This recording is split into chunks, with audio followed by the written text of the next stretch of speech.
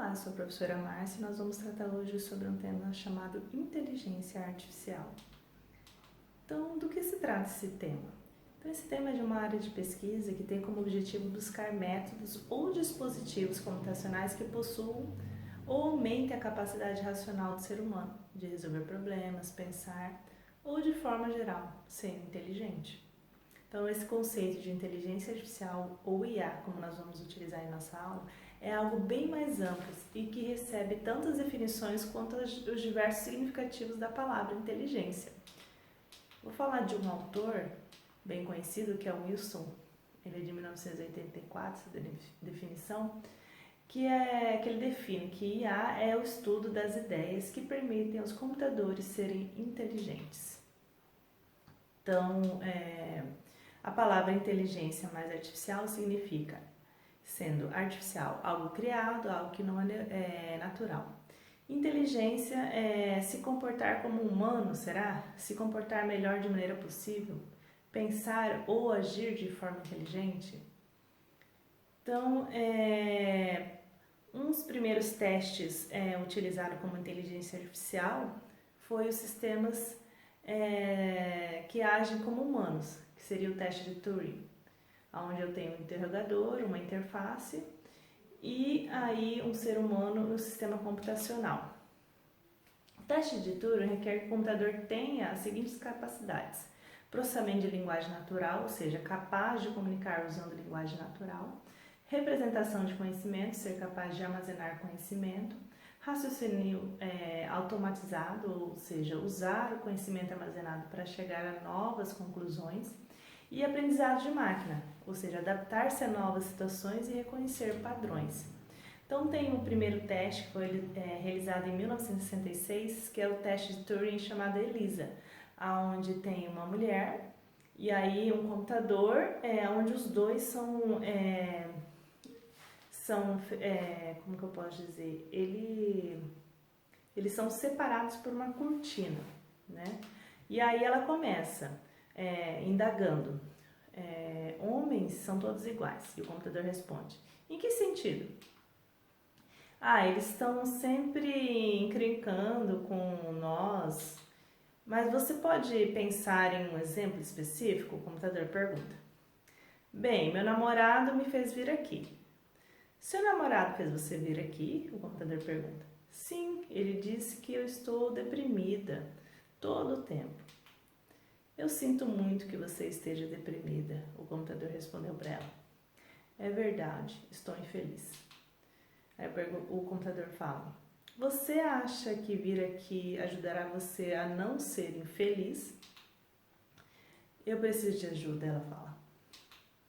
E o que significaria para você conseguir alguma ajuda? Talvez eu aprendesse a lidar com minha mãe. Fale mais sobre a sua mãe, o computador diz. Então, o teste de Turing, ele faz como pode dizer, esse conhecimento superficial de uma pessoa. Então, a pessoa se abre para ela e o computador tenta responder da melhor forma possível. Isso em 1966. Então, seriam sistemas que pensam como humanos. Então, nós temos aí os primeiros sistemas racionais, né? No caso, o primeiro pensador aí foi Aristóteles, foi um dos primeiros a tentar codificar o pensamento correto, isto é, processos de raciocínios irrefutáveis. No caso, ele falava: Sócrates é um homem, né? Todos os homens são mortais. Logo, Sócrates é mortal. Seu estudo deu início ao campo chamado lógica, né? Então, a abordagem baseada em agentes racionais, né? Onde o agente seria uma percepção mais a ação. Então, nós temos vários tipos de abordagens para a inteligência artificial. Nós temos a abordagem simbólica, onde representado por conhecimentos de sentenças declarativas. Então, são aqueles símbolos, né? Se eu tenho um pai, João e Maria, né? Na parte lógica, então pai O João e Eduardo seria filho do pai. Aqueles trabalhos de lógicas que nós encontramos aí nas disciplinas de raciocínio lógico. Então, aquelas abordagens simbólicas onde usam símbolos de verdadeiro e falso, né? Positivo e negativo. Então, tem esse tipo de abordagem. Tem a abordagem não simbólica. Vamos entrar um pouquinho em algumas definições para aí depois nós entrarmos na nossa aula específica. Então, dentro da abordagem não simbólica, como eu falei, nós temos as redes neurais artificiais e outros tipos de inteligências. Então, o que seria redes neurais artificiais? É um sistema de processamento de informações desenvolvido a partir de modelos matemáticos simplificados dos neurônios biológicos, tá? E para isso nós temos duas formas de aprendizado. E uma delas é o aprendizado supervisionado, ou seja, são apresentados ao computador exemplos de entradas e saídas desejadas, fornecidos por um professor. Ou seja, a sua rede neural ela vai ter entradas, por exemplo, eu quero saber se uma característica de uma pessoa ela é um atleta ou ela é uma pessoa sedentária. Então, as entradas seriam peso, altura, sistemas, algumas relações de saúde e assim, outras características. Isso seria entradas. E a saída? Essas características são de pessoas atletas. Essas outras características, né, são de pessoas sedentárias. Então, o aprendizado supervisionado precisa de exemplos para ela poder aprender uma regra geral. Então, ela vai mapear todas as entradas e saídas para depois ela tentar fazer um tipo de previsão. Então, se eu tiver de 3.000 pessoas, peso, altura e algumas características de saúde, ele falar, essa pessoa é atleta, essa pessoa ela é sedentária. Então, ela treinando 3.000 vezes, aí depois você joga uma característica sem saber se a pessoa é atleta ou sedentária. E peso, altura, características de saúde, aí você quer descobrir. É só você jogar nessa rede neural, onde ela foi ensinada e ela vai te dar uma resposta. Com essas características, ela tem tantos porcentos de ser uma pessoa sedentária, ou tantos porcentos de ser uma pessoa atleta. Então, isso seria um tipo de aprendizado supervisionado. Dentro desses aprendizados, nós temos vários algoritmos. Temos árvores de decisão, KNN, que é K-Nearest Neighbor, que seria o vizinho mais próximo, Support Vector Machines e redes neurais. Então, nós vamos entrar mais aprofundadamente em vizinhos mais próximos, que é o KNN. Nós vamos continuar nossa aula. Então, a gente vai falar sobre os vizinhos mais próximos, como eu disse nas aulas iniciais, que é o KNN. Eu tinha falado sobre o aprendizado supervisionado, né? Que dentro dele nós temos os algoritmos de árvore de decisão, o KNN, o SEVM, redes neurais. E aí nós temos outros aprendizados que nós poderemos ver depois, em outras aulas. Então, como eu havia falado, o aprendizado supervisionado observa alguns pares de exemplos de entrada e saída, de forma a aprender uma função que mapeia essa entrada para a saída. E aí damos aos sistemas a resposta correta durante todo o processo de treinamento. É eficiente, pois o sistema pode trabalhar diretamente com informações corretas. Então, a vantagem do vizinho mais próximo, que é o KNN, ele tem uma alta precisão, não é sensível a outliers, não é necessário suposições sobre os dados. E, contrário, ele tem um custo computacional alto, ou seja, ele precisa de mais memória, mais processamento e outras opções do hardware para poder fazer aí um teste e treinamento com um banco de dados razoavelmente grande. Esse algoritmo KNN é um clássico, né, e simples de ser utilizado, por isso que nós vamos iniciar com ele. É usado para classificar objetos com base em exemplos de treinamento que estão mais próximos no espaço de características, ou seja, se você neste exemplo, né? Que nós temos. A gente tem quadrados, triângulos e eu dei essa base de dados para ser treinada.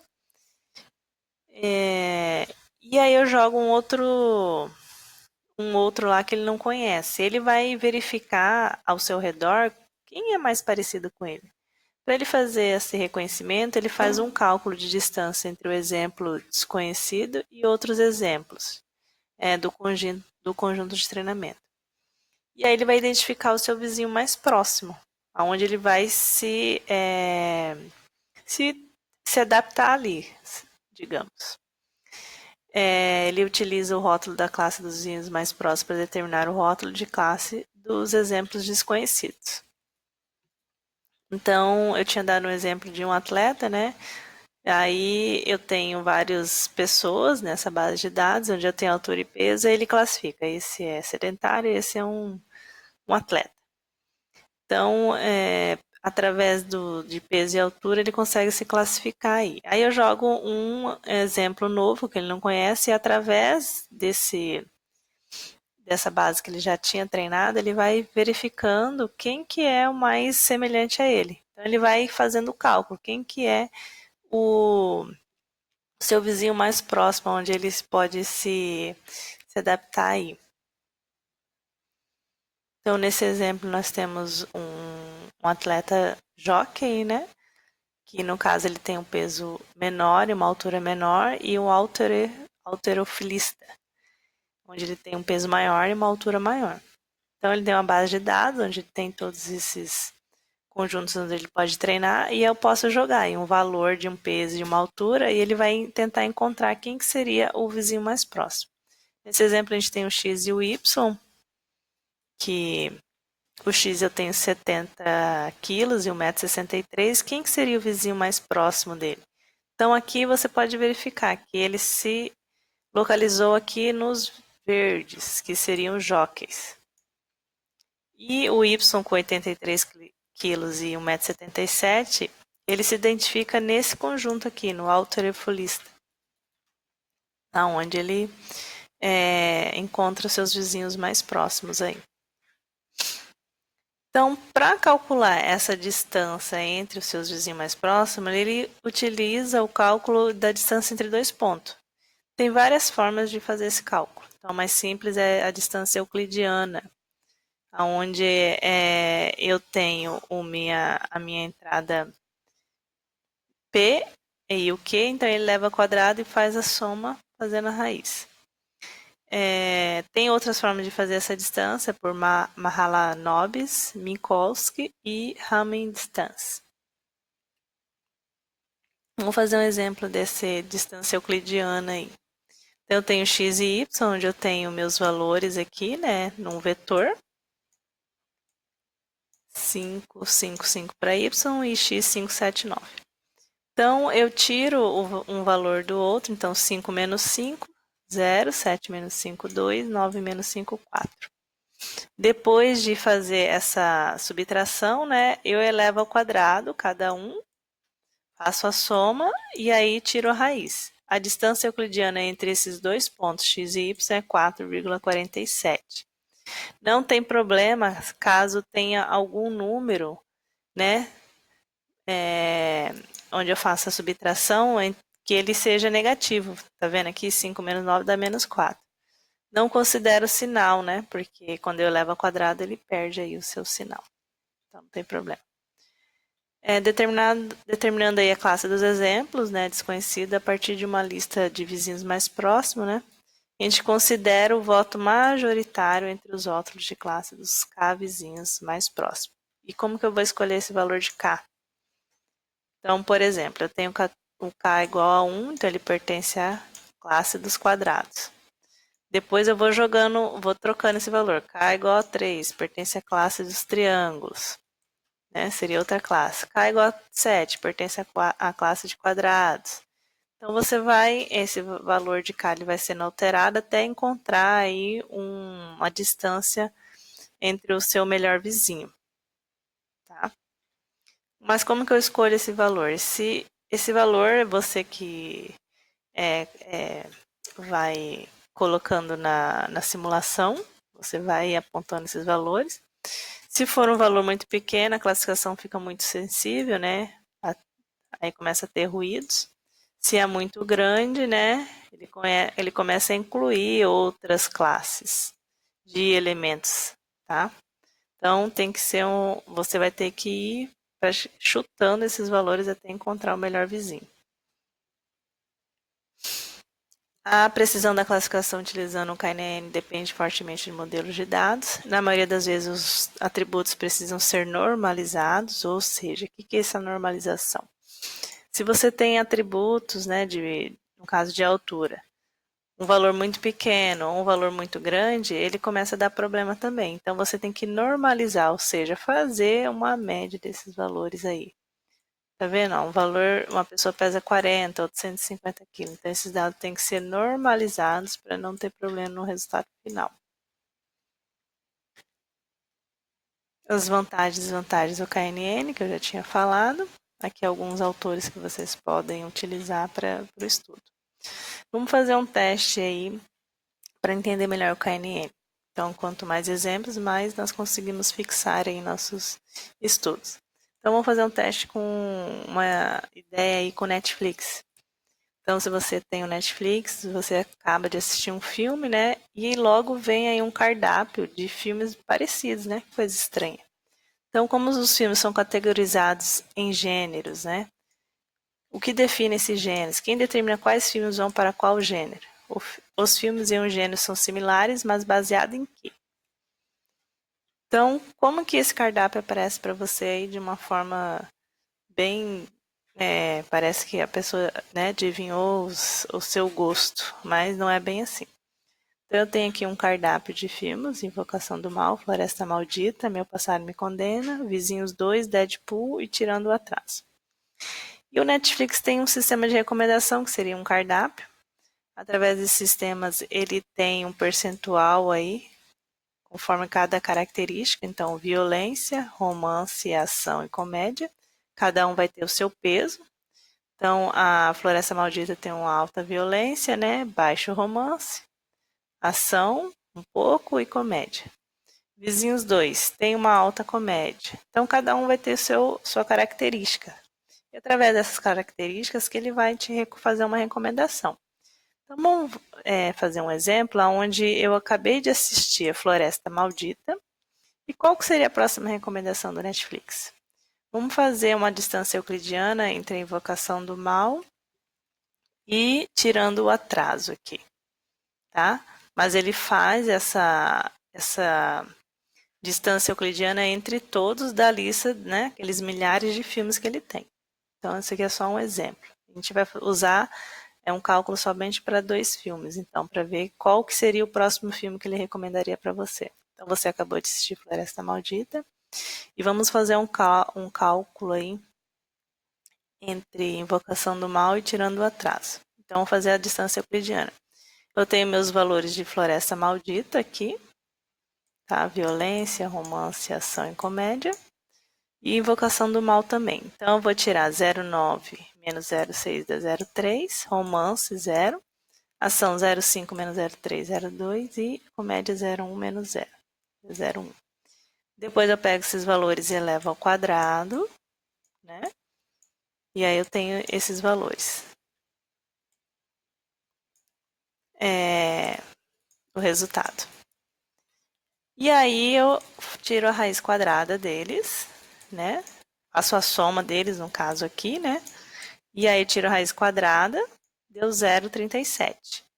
A distância euclidiana entre Floresta Maldita e Invocação do Mal. Agora vamos fazer do tirando ao atraso. Então, eu tenho meus pesos para cada um. Então, violência de 0,9 menos 0 dá 0,9, já eleva ao quadrado. 0 menos 0,2 dá 0,2. 0,5 menos 0,2 dá 0,3 e menos 0,1 menos 0,8 dá 0,7. Elevando ao quadrado, eu tenho meus valores. Faço a soma, tiro a raiz, dá 1,19. Então, a Floresta Maldita e o tirando atraso tem a distância euclidiana de 1,19. Então, a Floresta Maldita e a invocação do mal tem um valor de 0,37, entre Floresta Maldita e Tirando o Atraso, 1,19, tá? Qual que é a menor distância? A invocação do mal. Então, esse aqui seria a similaridade de suas características. Esse seria a próxima sugestão do Netflix para você assistir, depois que você assistiu esse primeiro. Então, a gente tem outros exemplos, né? Resistência à altura de um copo, então você consegue definir qual que seria o vizinho mais próximo de um copo de vidro, de uma taça de vinho, de um copo de plástico, tá?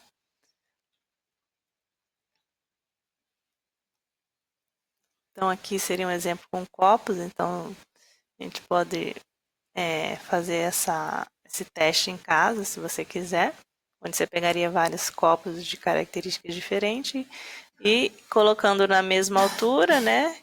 E aí você teria que soltar para ir quebrando eles.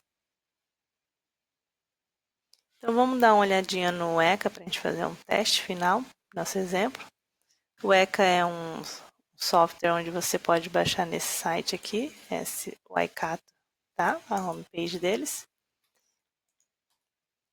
E aí você consegue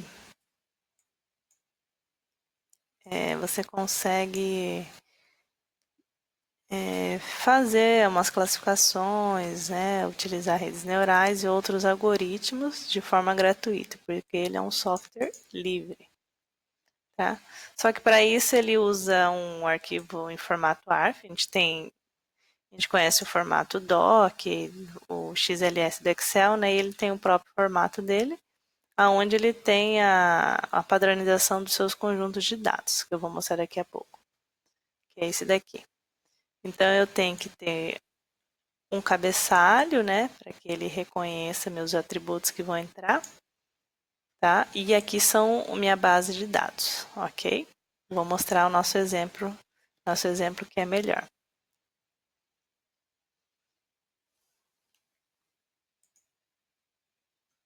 Nosso exemplo que eu vou mostrar daqui a pouco do ARF, do arquivo.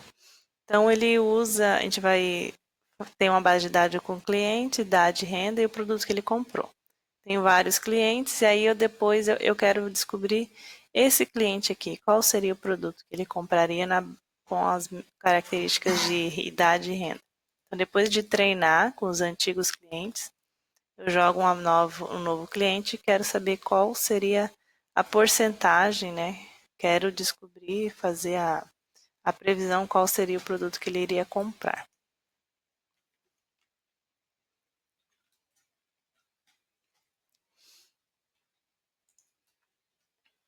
Então vamos lá no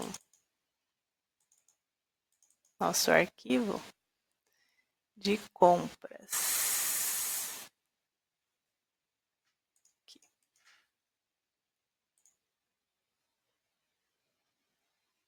Esse arquivo eu tenho meu cabeçalho de compra, eu tenho meu cliente, a idade, salário. E aqui eu tenho 32 clientes, onde eu tenho,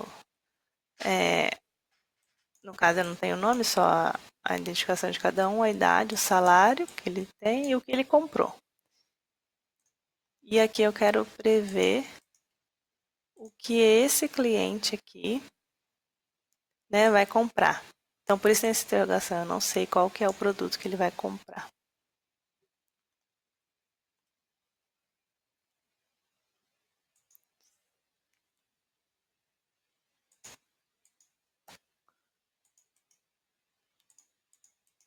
Eu vou arrumar aqui pra gente. 26. Vocês veem aqui, ó, que o último cliente é o 26, né? E esse outro meu cliente aqui é o 27. Tem que seguir, tá? A quantidade para não sobrepor. E tem as mesmos cabeçalhos. Só muda aqui o nome da base de dados. Esse aqui é compra 1 e o outro é só compra. Então, eu tenho que inicialmente abrir o ECA e aí eu vou selecionar a base de dados do cliente que eu quero prever, tá? Então, vamos lá.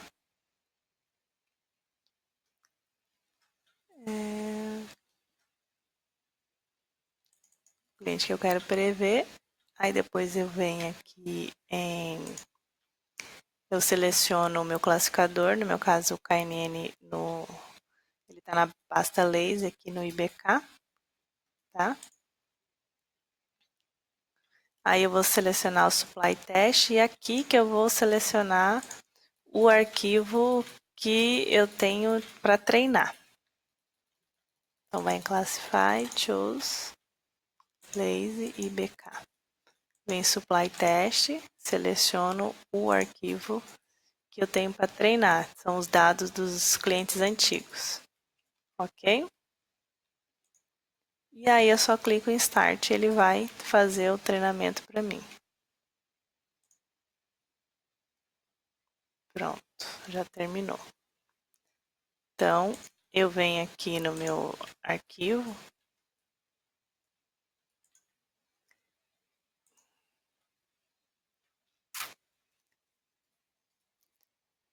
Eu venho no meu arquivo e que eu previ. Primeiro eu vou salvar aqui. Vou visualizar a classificação e aqui eu salvo o meu predito, o que eu previ.